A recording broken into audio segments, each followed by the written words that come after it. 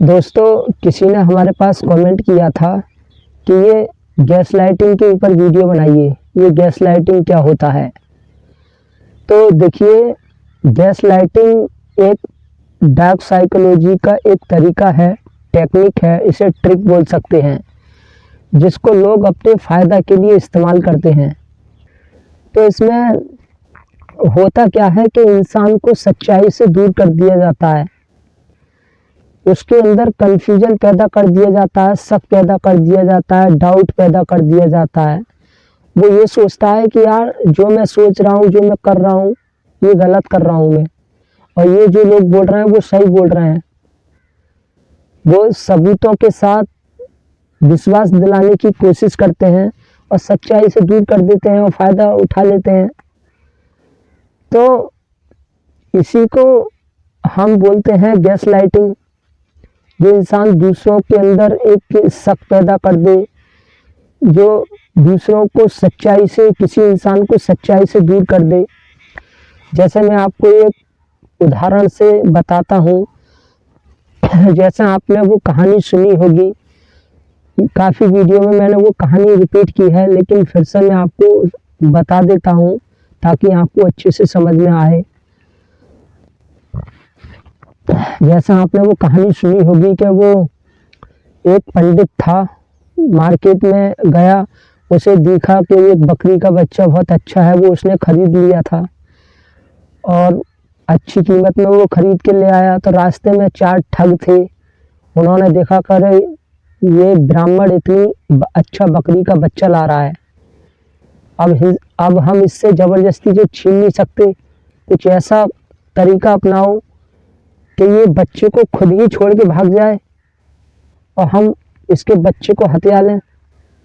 तो उन्होंने फिर यहाँ पर गैस लाइटिंग तरीका अपनाया, टेक्निक को इस्तेमाल किया, ट्रिक को इस्तेमाल किया। उन्होंने उस ब्राह्मण के अंदर शक पैदा कर दिया, डाउट पैदा कर दिया, और वो अपनी सच्चाई से दूर, उसको सच्चाई से दूर कर दिया और उसे विश्वास दिला दिया कि तुमने जो कुछ किया है वो गलत किया है। तो इसमें क्या था कि उन्होंने चारों ने, जो 4 ठग थे, उन्होंने मिलकर सलाह कर ली थी कि आज इस ब्राह्मण को कैसे भी करके इसका बच्चा छीनना है, इसे ठगना है, और ऐसा करो कि इससे ज़बरदस्ती करनी ना पड़े, ये खुद ही अपने बच्चे को छोड़ के भाग जाए। तो उन्होंने चालाकी से, वो कुछ दूरी पर खड़े हो गए थे, वो बोले ऐसा है, चारों एक साथ खड़े मत हो, थोड़ी दूरी पर खड़े हो जाओ। सड़क पर वो खड़े हो गए थे, एक यहाँ हो गया, एक कुछ दूरी पर हो गया, एक कुछ आगे खड़ा हो गया, इस तरह से। तो जैसे वो लेके आ रहा था तो पहला ठग बोला, एकदम पंडित जो ब्राह्मण था उसको देख के एकदम बोला, अरे पंडित जी राम राम। के राम राम। अरे पंडित जी, ये क्या कर रहे हो तुम? कि क्यों? अरे ये मरा हुआ बकरी का बच्चा, ये तुम क्यों लेकर आ रहे हो? क्या हो गया? और तुम ब्राह्मण होके ऐसे नीच काम कर रहे हो, मरा हुआ बच्चा गर्दन में। और ब्राह्मण जो था, वो पंडित जो था, वो थोड़े गुस्सा में बोला, अबे मूर्ख, अबे पागल, तो ये मरा हुआ दिख रहा है ये? अच्छा, तुम्हें जिंदा लग रहा है ये? अरे पंडित जी कुछ नहीं, तुमसे बड़ा कमाल है, कौन बता देगा इसको ये जिंदा है? अरे ये मरा हुआ है, तुम क्यों, तुम्हें जिंदा लग रहा है ये? भाई मुझे तो लग नहीं रहा है, किधर से जिंदा है? मरा हुआ बच्चा है, तुम कह रहे हो जिंदा है। और वो ठुट्टा मार कर हंसने लगा, और अच्छा, तो बोला, वो जो है पंडित बोला, अच्छा तुझे मरा हुआ लग रहा है? हाँ मुझे तो मरा हुआ लग क्या रहा है मरा हुआ ये? तो बोला, पंडित बोला, अच्छा हाँ, चल जा, निकल ले अब तू, बहुत तेरा भाषण पी लिया, अब निकल ले, चल। हाँ ठीक है, मेरा बच्चा मरा हुआ ही ठीक है, हाँ सही है, मरा हुआ है। तो ठुट्टा मार का हंसने लग गया। सही है, आगे जाओ, लोग बता देंगे तुम्हें जिंदा है मरा हुआ है। बोला हाँ चल जा, निकल ले तू। कहाँ, हम तो जा ही रहे हैं, हम तो बता रहे हैं, सच्चाई बता रहे हैं तुम्हें। अब तुम्हारे समझ में नहीं आ रही है तो भाई कोई दिक्कत नहीं है, जाओ आराम से जाओ। अरे कोई दिक्कत नहीं, जाओ। अब आगे बढ़ा, वही पंडित, दूसरा ठग मिला। अरे को पंडित जी राम राम, क्या राम राम। अरे पंडित जी ये क्या कर रहे हो तुम, क्या? अरे जो ये तुमने अपनी गर्दन में कुत्ता, और इतना गंदा कुत्ता अपनी कंधे पे डाल कर लेके जा रहे हो, क्या कर रहे हो तुम इतने अच्छे पूजा पाठ करने वाले और इतने समझदार व्यक्ति, और इतना नीच काम, और इस मरे हुए कुत्ते को क्या, क्यों, क्या हुआ पंडित जी, ऐसा क्यों कर रहे हो तुम? और पंडित थोड़ा आश्चर्यचकित से उसकी तरफ को देखने लग गया। बोला अबे अबे मूर्ख, अबे गधे, ये मरा हुआ कुत्ता नहीं है, ये बकरी का बच्चा है, मैं बहुत खरीद के लाया हूँ, सफेद कलर का, देख कितना सुंदर है। तो ये कुत्ता लग रहा है ये? वो भी ठुट्टा मार कर हंसा। अरे पंडित जी यार, क्या तुम्हें नहीं दिख रहा है कुत्ता है? वो बोला अरे तुम लोगों को ये वो पीछे मिला एक, वो कह रहा था कि ये बकरी का बच्चा है मरा हुआ, ये तू है, तू कह रहा है कि मरा हुआ कुत्ता है। तुम लोग कहीं पागल वागल तो नहीं हो? आज मैंने कैसा दिन देख लिया, कैसे मुझे बेवकूफ मिल रहे हैं। अरे मरा हुआ कुत्ता नहीं है ये, देखिए बकरी का बच्चा है, मैं खरीद के लाया हूँ। अरे पंडित जी ये बकरी का बच्चा नहीं है, जाओ पूछ लो, किसी को भी बुला लो, तुम किसी से पूछ लो, ये बकरी का बच्चा नहीं है, मरा हुआ कुत्ता है। तुम्हें जो है गलत फहमी हो गई है, तुम्हें कुछ हो गया है, और तुम्हें दिन में नहीं दिख रहा, रात होती तो थोड़ा बहुत चल जाता, तुम्हें दिन में नहीं दिख रहा, ये क्या है? तो फिर वो जो है पंडित बोला हाँ चल जा तू, अब निकल ले यार, जाओ जो भी है, चल ठीक है, सही है। हाँ मरा हुआ कुत्ते लगे जा रहे हो ना, हाँ चल जा निकल ले, हाँ सही है, मरा हुआ कुत्ते, सही है सही है। पंडित वो ब्राह्मण जो था वो थोड़ा सोच में पड़ गया कि यार कुछ बात तो है क्या, सबसे पहले वो मिला बहन जो है यार, चलो मजाक उसने कर ली, मजाक ये की, इसको तो मैं जानता भी नहीं हूँ कि यार कोई अनजान इंसान मुझसे मजाक क्यों करेगा इस तरह से। और यार कहीं कुछ गड़बड़ तो नहीं है यार, कहीं मैं कोई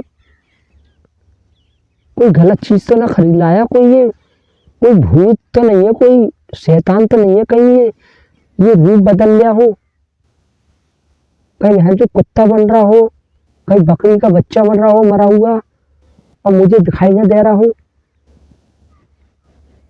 भाई ये शैतान होते हैं, भूत होते हैं, वो तो भाई किसी किसी को दिखाई देते हैं, हो सकता है मुझे दिखाई न दे रहा हूँ। अरे चल सुसरे को, जो भी होगा सो देखा जाएगा, ऐसा है वैसा है। गांव में जाऊंगा तो लोग मिलेंगे, और जब लोग बोलेंगे तो छोड़ दूंगा, फेंक दूंगा, जो भी है गांव चल के सच्चाई पता चल जाएगी। उसने ये हिम्मत बांधी अपने अंदर, और फिर आगे बढ़ गया। फिर तीसरा मिला, अरे का पंडित जी राम राम, राम राम। अरे पंडित जी ये क्या कर रहे हो तुम, क्यों? अरे ये जो है, ये तुम ऊंट का बच्चा, ये तुम क्या कर रहे हो? ऊंट का बच्चा इतना भारी, और तुम्हें वजन नहीं लग रहा है? देखिए इसकी गर्दन कितनी लंबा है, और इसकी टांगें देखिए कितनी जमीन से किरण रही है। अरे तुम्हें क्या हो गया? अब उसका पंडित जो था, ब्राह्मण था, उसका पसीना छूटने लग गया और वो थोड़ा सोच में पड़ गया। बोला, वो हिम्मत बांध के बोला, अरे ये ऊँट का बच्चा नहीं है पागल, ये बकरी का बच्चा है, अभी मैं कैसे खरीद के ला रहा हूँ। वो ठुट्टा मार के हंसा। कौन कह रहा है तुमसे बकरी का बच्चा है? क्या कौन रहा है तुमसे, ये बताओ मुझे। मुझे लग रहा है तुम्हें कुछ हो गया। अरे इतना भारी है, तुम्हें वजन नहीं लग रहा है ये? और तुमने ये इसको उठाकर रख कैसे लिया? मैं तो यही अफसोस में हूँ कि आखिर तुमने इसको रख कैसे लिया अपनी गर्दन पे, इतना लंबा। और देखिए इसकी गर्दन और कहाँ इसकी टांगे जा रही है, ऊँट का बच्चा, और तुम कह रहे हो बकरी का बच्चा। पंडित जी, मुझे लग रहा है कुछ गड़बड़ है पंडित जी। और वो थोड़ा, वो भी पीछे को एकदम से हटने लग गया, थोड़ा सा डरने लग गया। और पंडित जी, हाँ सही है, सही है, सही है, जो भी ले जा रहे हो तुम जाओ जाओ, ठीक है, हम अपने रास्ते रहे, तुम अपने रास्ते जाओ, ठीक है ठीक है, तुम्हें पता चल जाएगा आगे चल के, जाओ। हाँ सही बात है, गांव में जाओ तो पता चल जाएगा। ऐसा वो करते हुए बोला, चलो यार अब गांव थोड़ी दूर तो रह ही गया है। अब वो से पूरा, कम से कम ऐसा मान लो उसे 90% पूरा शक हो गया कि मैं कोई गलत चीज खरीद लाया, और जरूर ये कोई ना कोई शैतानी शक्ति है जो रूप बदल रही है, कोई भयरूपिया है ये। अब मुझे तो लग रहा है बकरी का बच्चा है, लेकिन ये कुछ और ही है। आगे बढ़ा, चौथे ने बोला, पंडित जी राम राम कहा, अरे तो ये बछड़ा, अरे ये तुम क्या कर रहे हो पंडित जी? क्यों, ये बछड़ा चल नहीं सकता है क्या? इसकी टांगे बेकार है क्या? अरे नीचे तो उतारा, चला के देखो इसे। और ये तुम क्या कर रहे हो, इतना भारी, तो वजन नहीं लग रहा है?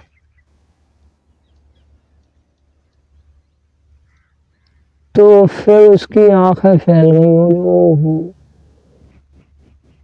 भाई, मैं जरूर कोई गलत चीज खरीद लाया। उसने क्या काम किया, तुरंत अपनी गर्दन से उठाया और निकाल कर उसे तुरंत फेंक दिया। उसने फेंक के वो भागने लग गया वहां से, उसने सांस ना ली, बिल्कुल भागते जा रहा, भागते जा रहा। उसने पीछे पलट कर नहीं देखा। फिर चारों ठग मिल गए, वो खुश हो गए, खुश होकर उस बच्चे को उठाकर ले गए। उन्होंने उसे बेच दिया, मिलकर उन्होंने पार्टी कर ली, खा पी ली, मौज कर ली। अब वो सबको हैरान कर रहा है ब्राह्मण गांव में जाकर, अरे अरे मैं तो बच गया, मेरा तो वो हिसाब हो गया। बुरी तरह हाँफ रहा था, अरे मेरा तो वही हाल हो गया कि जान बची तो लाखों पाए, लौट के बुद्धू घर को आए। सब बोले गांव वाले, अरे क्या हो गया? अरे यार मेरे साथ ऐसी घटना घटी है यार, मैंने यार वो पता ही नहीं, मैं ऐसा कर बैठा हूँ यार। मैं यार, वो जो आदमी शुरू में पहले बोला, मैं उसकी बात मान लेता, तो वो तो मैंने गलती करी, मैं उसे घर नहीं लाया, वरना मेरे घर पर बला हो जाती और वो शैतान सबको मेरे घर में परेशान करता। वो तो सही किया यार। अरे यार मुझसे पहला बोल रहा था, मैंने तो उसकी बातों में विश्वास ही नहीं किया यार। मैं तो ये सोच रहा था कि ऐसी कोई चीज़ होती नहीं है यार, ये ऊँट भूत होते ही नहीं है, मुझे तो ये पता था यार, मैंने आज तक कभी देखा ही नहीं यार। अरे यार मैंने पहले पे विश्वास नहीं किया, दूसरा मिला वो भी ऐसे बोल रहा, तीसरा बोल रहा है वो कुछ और बता रहा, चौथा था वो कुछ और बताया उसने यार। और वो लोग बहुत डर रहे थे यार। और यार मैंने ये सोचा, मैं यार आगे और मिलेंगे लोग, और जो मुझे रास्ते में जो कोई मिल रहा, कोई कुछ बता रहा था यार। और मैं उसे फिर तुरंत वहाँ से मैं भागा। तो वहाँ वाले बोल रहे, तुमने सही किया पंडित जी, आजकल ऐसे बहुत भूत प्रेत बहुत चल रहे हैं, इंसान को मार देते हैं, परेशान कर देते हैं, ये वो है। तुमने अच्छा किया, अरे बड़े बड़े लोग ऐसे ही फंस गए, अरे हमारे साथ भी ऐसा हुआ एक बार, इस तरह से। तो ये क्या किया, गैस लाइटिंग का इस्तेमाल किया उन लोगों ने।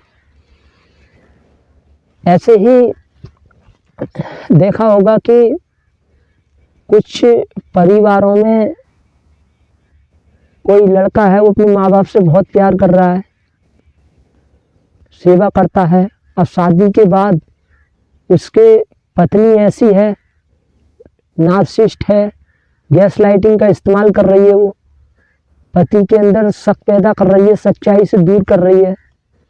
और धीरे धीरे क्या हुआ कि उसको अपने माँ बाप से नफरत होने लग गई, और बीवी से ऑटोमेटिक प्यार।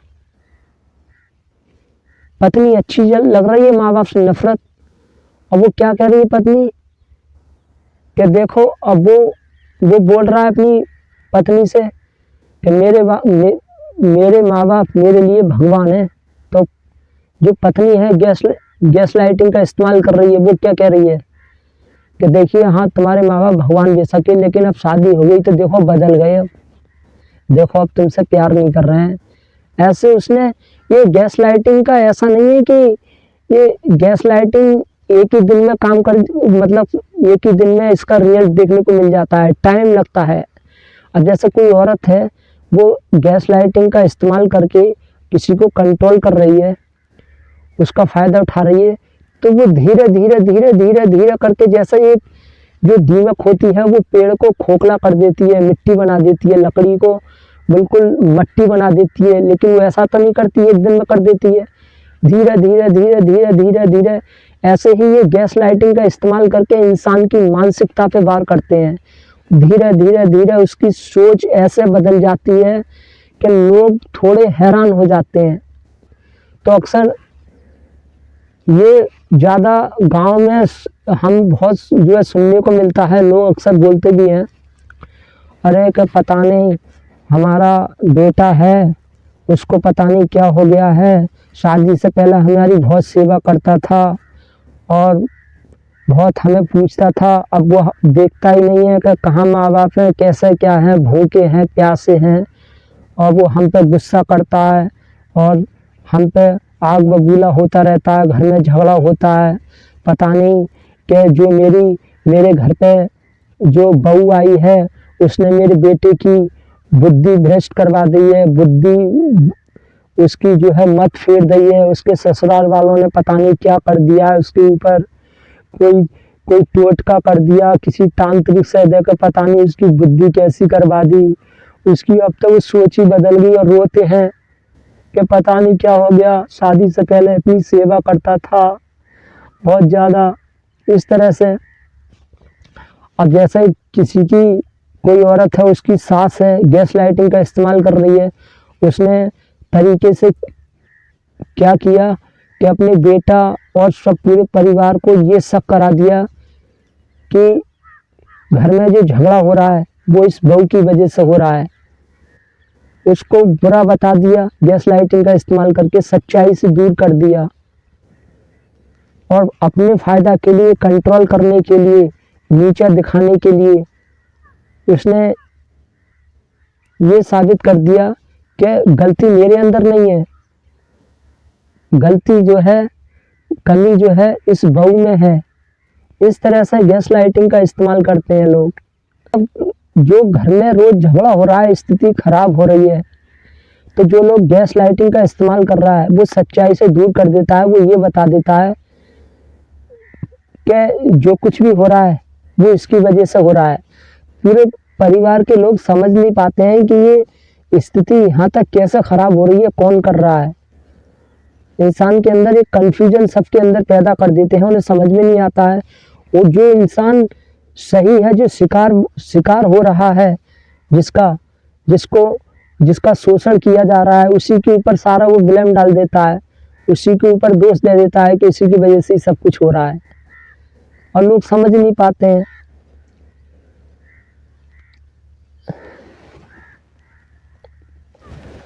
और लोग क्या करते हैं, कभी गहराई में जाते नहीं हैं, उनको गहराई में जाने नहीं दिया जाता है, सोचने नहीं दिया जाता है ज़्यादा गहराई में।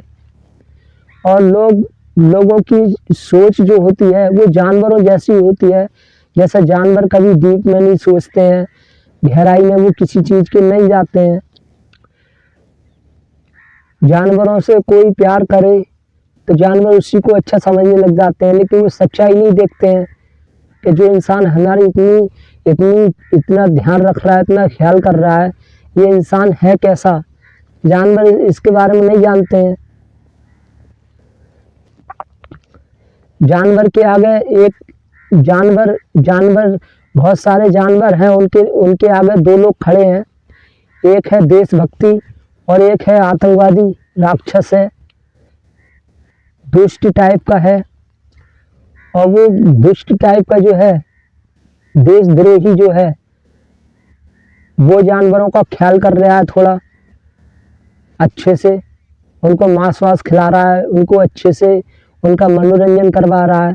और जानवरों से पूछा जाए कि इन दोनों में से कौन इंसान बढ़िया है, तो जानवर उसी को अच्छा बताएंगे, देशद्रोही को, कि ये इंसान बढ़िया है। क्यों बता रहे हैं वो अच्छा? क्योंकि वो डीप में नहीं जा रहे हैं, गहराई में नहीं जा रहे हैं। तो यही हम लोगों के साथ होता है।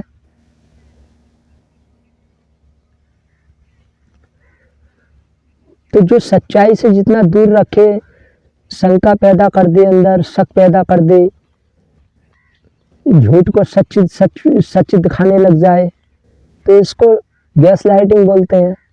अब मैं गैस लाइटिंग का एक और उदाहरण देता हूँ जिससे आपको और क्लियर हो जाएगा। जैसे मान लो दो लड़का लड़की हैं, वो आपस में प्रेम करते हैं। उन्होंने वादा कर लिया कि हम एक दूसरे से शादी करेंगे, कसमें खा ली, सब कुछ कर लिया। अब उनमें से एक है चालाक, थोड़ा दुष्ट है, लेकिन उसने अपने चेहरे को छिपा लिया और भोला भाला दिखा रहा है। वो ऐसा दिखा रहा है कि जैसी तू है वैसी मैं हूँ, तेरे जैसा ही, हम दोनों एक जैसे ही हैं। अब उसने प्यार तो किया, लेकिन कोई कुछ ना कुछ देख के ही किया, कुछ ना कुछ अच्छा देख लिया उसने और उससे प्यार कर लिया, सब कुछ वादा कर लिया। अब कुछ समय बाद उसको कोई और लड़की दिख गई, उससे भी अच्छी। अब वो उसने चालाकी से उसको भी प्यार में फंसा लिया। अब वो बोल रही है क्या मुझसे शादी करोगे? और उसने ऐसा तरीका अपनाया कि उसने अपने प्यार में बिल्कुल फंसा लिया। अब वो सोचेगा कि यार कि ये मुझसे शादी को बोल रही है, मैं पहले किसी से वादा कर चुका हूँ, कसमें दे चुका हूँ, अब मुझे उससे तो शादी नहीं करनी है, मुझे तो इससे शादी करनी है। ये उससे ज़्यादा अच्छी है, सुंदर भी है, अमीर, काफ़ी पैसा वाली है, समझदार है, ज़्यादा इंटेलिजेंट है। अब मुझे उससे शादी नहीं करनी है, इससे करनी है। तो वो क्या करेगा? जो पहली वाली लड़की है उसके अंदर वो शक पैदा करेगा, उसके अंदर डाउट क्लियर करेगा, उसको कहानी बताने लग जाएगा, उसे धीरे धीरे उससे झगड़ा करेगा, उसे धीरे धीरे ऐसा शक करा देगा कि तू मेरे काबिल नहीं है। उसे धीरे धीरे वो एहसास करा देगा चालाकी से, उसके साथ ऐसी ऐसी बातें करेगा धीरे धीरे। और वो सोचेगा ये गुस्सा में भड़के कोई गलत कदम उठाए जिससे मैं और साबित कर दूं कि देख तू मेरे काबिल नहीं है, तू मेरे समझदार नहीं है। कहीं कुछ बताएगा कि यार घर वाले नहीं मान रहे हैं, घर वालों का बहाना बताएगा, कहीं बोलेगा, कहीं धीरे धीरे वो एक ऐसी मतलब ऐसा तरीका अपनाएगा जिससे वो लड़की खुद ही बोलने लग जाएगी कि हाँ मैं तेरे योग्य नहीं हूँ। और कहीं ना कहीं वो ये शक पैदा कर देगा उसके अंदर कि हाँ तू जो बोल रहा है ना वो सही बोल रहा है। इस तरह से वो चालाकी से, और लड़की के अंदर एक वो डाउट, एक शक वो हो जाएगा कि वो उसे यहाँ तक मजबूर कर देगा कि वो लड़की खुद ही वादे तोड़ने को तैयार हो जाएगी, कसमें फसलें हैं वो सब तोड़ देगी खुद ही। वो सोचेगा कि अगर मैं तोड़ूंगा, मैं डायरेक्ट बोल दूंगा कि देखिए मुझे कोई और लड़की मिल गई है, मैं शादी नहीं करूंगा, अपनी सच्चाई बताऊंगा, तो ये गलत है, ये तो लोगों के खिलाफ है, सब मेरी गलती बताएंगे। तो लोगों की नज़रों में अच्छा बनने के लिए वो चाल खेल रहा है। अब वो बता रहा है, कोई ना कोई रोज बात कर रहा है, बार बार गुस्सा दिखा रहा है, कोई ना कोई कमी निकाल रहा है उसमें, और धीरे धीरे उसे शक पैदा कर दिया कि तू जैसा शुरू शुरू में हमारा प्यार हुआ उस टाइम तू अच्छी थी, अब पता नहीं तुझे क्या हो गया है, तेरी सोच बदल गई है, तेरे दिमाग में कोई प्रॉब्लम आ गई है, तू अब तेरे तेरे अंदर ये लक्षण जो है वो पागल से दिखाई दे रहे हैं, तू पागल है। इस तरह से वो शक पैदा कर देता है और लड़की को लगने लगता है कि हाँ मुझे कुछ हो रहा है, जिससे क्या है उसकी बातों पर उसे विश्वास हो जाता है और फिर वो आसानी से उसे छोड़ देता है। तो ये क्या किया उसने, गैस लाइटिंग का इस्तेमाल किया, उसे धोखा दिया। और बाद में जब सच्चाई सामने आती है तो इंसान फिर हक्का बक्का रह जाता है कि ये क्या हुआ मेरे साथ। ऐसा ही कुछ परिवारों में भी होता है। जैसा घर की हालत बहुत ख़राब है, घर में बहुत ज़्यादा कलेश है, झगड़ा हो रहा है, बहुत ज़्यादा लोग परेशान हैं, तो सारे लोगों के अंदर जो इंसान गैस लाइटिंग का इस्तेमाल कर रहा है वो सारे लोगों के अंदर ये डाउट कर देता है, ये शक पैदा कर देता है कि ये घर में जो कुछ भी हो रहा है, जिसको वो कंट्रोल कर रहा है, जिसको वो अपने अनुसार चलाना चाह रहा है वो नहीं हो रहा है, तो वो उसके ऊपर डाल देता है सारी बात कि इसकी वजह से सारा माहौल ख़राब हो रहा है। और परिवार के लोग होते हैं वो समझ ही नहीं पाते हैं कि ये हमारे घर में इतना माहौल ख़राब है, इतना कलेश है, झगड़ा है, आपस में एक दूसरे से इतनी नफरत कर रही है, ये हो कैसे रहा है, सच्चाई पे कोई पहुंच ही नहीं पाता है। उन्हें गलत शक हो जाता है कि उनसे पूछा जाए तुम्हारे घर पे ऐसा क्यों होता है, तो वो जो बताते हैं अगर सच्चाई सामने लाई जाए तो कुछ और निकलती है बात।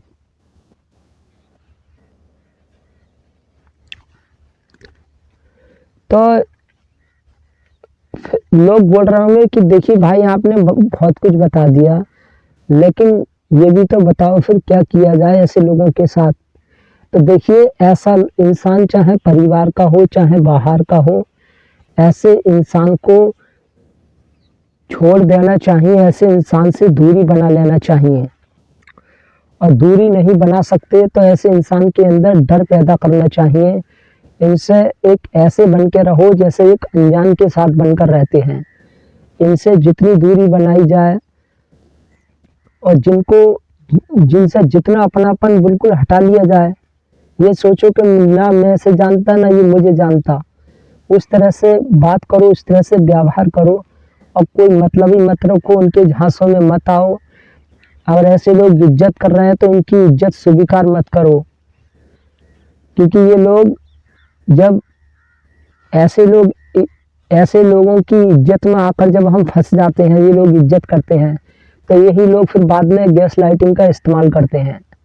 तो ऐसे लोगों से ना हमें अपनी इज्जत करवानी है, ना बेइज्जती करवानी है, ना इनसे तारीफ सुननी है, ना इनसे मदद लेनी है, ना इनसे ज़्यादा बोलना है। काम भी पड़े मत बोलो, दुनिया में बहुत लोग हैं, अकेले रह लो, अकेले आए हैं अकेले जाएंगे, अकेले रहो। बुरे इंसान को छोड़ते हैं तभी हमारी ज़िंदगी में अच्छे लोग आते हैं, लेकिन ये उम्मीद कभी मत करना कि जो परिवार में बुरा है उसको भी नहीं छोड़ेंगे और अच्छा इंसान भी आ जाए, अच्छे इंसान से भी हमारे ताल्लुक हो जाए, ऐसा नहीं हो सकता। उस बुरे इंसान से दूरी बनानी पड़ेगी, अच्छी अच्छी चीज़ें पढ़नी पड़ेंगी, अपनी समझ को ज्ञान को बढ़ाना पड़ेगा, उससे दूरी बनानी पड़ेगी हमेशा के लिए।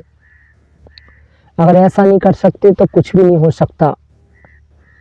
उनको सुधारने का कोई तरीका नहीं है, क्योंकि वो पैदा ही ऐसे हुए हैं, उनकी साइकोलॉजी ही ईश्वर ने ऐसी बनाई है, वो सुधरेंगे नहीं। कुछ बोलती हैं कि मेरा पति ऐसा कर रहा है, वो सोचती हैं अरे एक ना एक दिन सुधर जाएगा। सुधर कैसे जाएगा जब वो बनाया ही ऐसा ही है, ईश्वर ने पैदा ही ऐसा हुआ है, वो सुधर कैसे जाएगा। कुछ लोग बोलते हैं अरे यार हम तो इस इंतजार में हैं कि एक ना एक दिन अपने आप सुधर जाएगा, वो नहीं सुधरेगा भाई।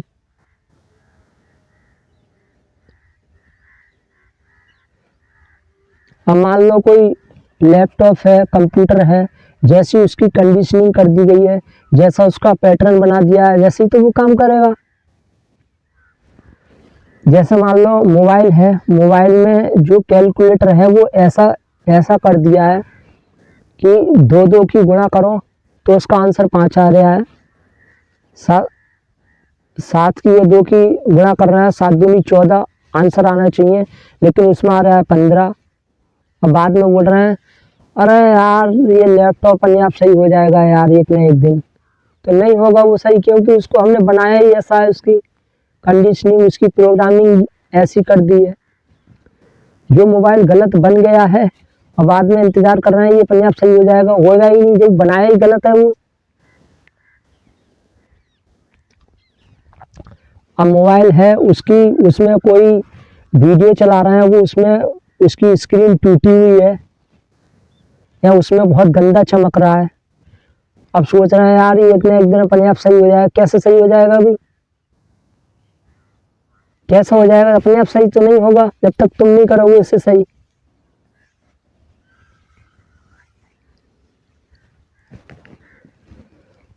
तो जो मशीन गलत है, जो मोबाइल गलत है, वो अपने आप तो सही नहीं होगा। फेंक कर मार दोगे तो टूट जाएगा। ऐसा ही गैस लाइटिंग लोग हैं, इनसे दूरी ही बनाई जा सकती है। इनको अलग थलग करने में ही समझदारी होती है।